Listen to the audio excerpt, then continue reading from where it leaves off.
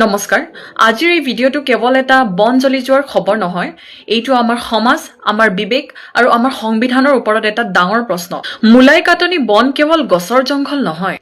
এইখন বন হৈছে ব্ৰহ্মপুত্ৰৰ বালিচৰাৰ ওপৰত ঘৰ লৈ উঠা প্ৰায় 550 হেক্টৰতকৈও অধিক এক মানৱ সৃষ্ট বন যাক এজন মানুহে কেৱল নিজৰ হাতেৰে 4 দশকৰো অধিক সময় ধৰি দিনে ৰাতি একাগ্ৰতা আৰু নিস্বাৰ্থ ত্যাগেৰে গঢ়ি তুলিছে এই বন আজি বিশ্বজুৰি পৰিচিত এই বনে আজি ভাৰতক দিলে পদ্মশ্ৰী সন্মানপ্ৰাপ্ত ফৰেষ্ট মেন অফ ইণ্ডিয়া এতিয়া কক যেতিয়া এনে এটা বন জ্বলি উঠে ই কেৱল গছ জ্বলি উঠা হয়নে কেৱল প্ৰকৃতিৰ বিনষ্ট কৰা হয়নে নহয় এইটো হৈছে পৰিশ্ৰমৰ অপমান আৰু সমাজৰ ব্যৰ্থতা আৰু এইটো হৈছে আমাৰ ব্যৱস্থাৰ ওপৰত এক কঠোৰ অভিযোগ জঙ্গল ম্যান অফ ইন্ডিয়া পদ্মশ্ৰী যাদৱ পায়েংকে মুলাই কাটনি 2.0 নাম সেলুদম উংনামদম কাপা তাতপালা মিসিং অমরাইটার সিস্তিরানি টাইট বুমদির মসলা মিসিং রেগামা ইয়না আগম কলুদুংকাই তাতকে পলাই নমস্কাৰ আজিৰ এই ভিডিঅ'টো কেৱল এটা বন জ্বলি যোৱাৰ খবৰ নহয় এইটো আমাৰ সমাজ আমাৰ বিবেক আৰু আমাৰ সংবিধানৰ ওপৰত এটা ডাঙৰ প্ৰশ্ন মুলাই কাটনি বন কেৱল গছৰ জংঘল নহয় এইখন বন হৈছে ব্ৰহ্মপুত্ৰৰ বালিচৰাৰ ওপৰত ঘৰ লৈ উঠা প্ৰায় 550 হেক্টৰতকৈও অধিক এক মানৱ সৃষ্ট বন যাক এজন মানুহে কেৱল নিজৰ হাতেৰে 4 দশকৰো অধিক সময় ধৰি দিনে ৰাতি একাগ্ৰতা আৰু নিস্বাৰ্থ ত্যাগেৰে গঢ়ি তুলিছে এই বন আজি বিশ্বজুৰি পৰিচিত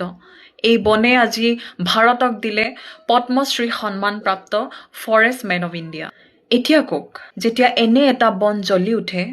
ই কেৱল গছ জ্বলি উঠা হয়নে কেৱল প্ৰকৃতিৰ বিনষ্ট কৰা হয়নে নহয় এইটো হৈছে পৰিশ্ৰমৰ অপমান আৰু সমাজৰ ব্যৰ্থতা আৰু এইটো হৈছে আমাৰ ব্যৱস্থাৰ ওপৰত এক কঠোৰ অভিযোগ এখন বন গঢ়িবলৈ এটা জীৱন লাগে কিন্তু ধ্বংস কৰিবলৈ কেৱল কিছু মিনিটৰ অসাৱধানতা আৰু কিছু লোকৰ নিকৃষ্ট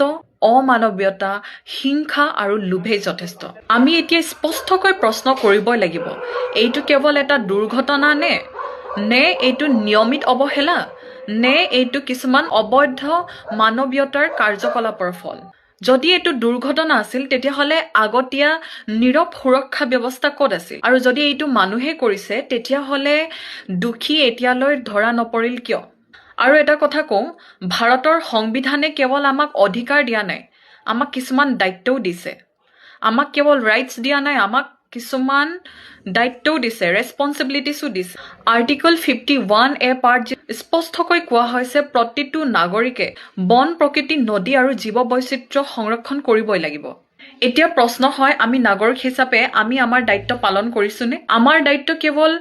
অনুভৱ কৰা নহয় প্ৰশ্ন কৰা সচেতন কৰা আৰু জবাবদিহিতা দাবী কৰা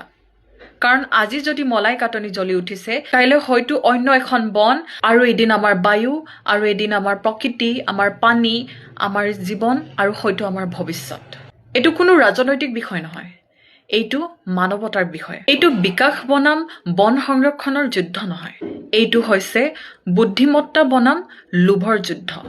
মই এজনী যুৱ নাগৰিক হিচাপে দাবী কৰোঁ এই অগ্নিকাণ্ডৰ সঠিক তদন্ত দুখীৰ তৎক্ষণাত চিনাক্তিকৰণ কঠোৰ শাস্তি আৰু মুলাই কাটনি বনলৈ